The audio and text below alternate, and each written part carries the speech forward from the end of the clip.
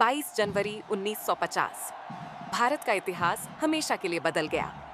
इस दिन हमारा संविधान लागू हुआ और साथ ही जन्म हुआ सुप्रीम कोर्ट ऑफ इंडिया का, जो आज हमारे लोकतंत्र का सबसे बड़ा रक्षक है। आजादी से पहले भारत का सर्वोच्च न्यायालय था federal court A of court India, has to examine the जिसकी intention स्थापना of the parties. 1937 में हुई We थी। must always remember लेकिन अंतिम that this appeal is a अब question भी of लंदन के law. प्रिवी काउंसिल में होती थी। यानी भारत की न्यायपालिका पर ब्रिटिश हक बना हुआ था। आजादी के बाद जरूरत थी एक ऐसे सर्वोच्च न्यायालय की जो पूरी तरह स्वतंत्र हो और भारतीय संविधान का रक्षक बने। इसी सोच के साथ संविधान सभा ने सुप्रीम कोर्ट की नींव रखी। 26 जनवरी 1950 को जैसे ही संविधान लागू हुआ, उसी दिन सुप्रीम कोर्ट ऑफ इंडिया की स्थापना भी हो गई।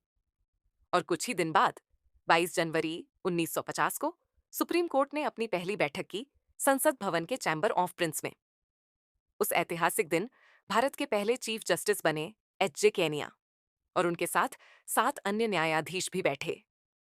यह पल भारत की न्यायपालिका के नए युग की शुरुआत था।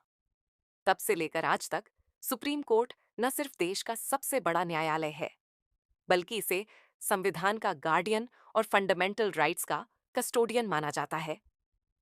इसके फैसले पूरे देश के लिए अंतिम और बाध्यकारी होते हैं।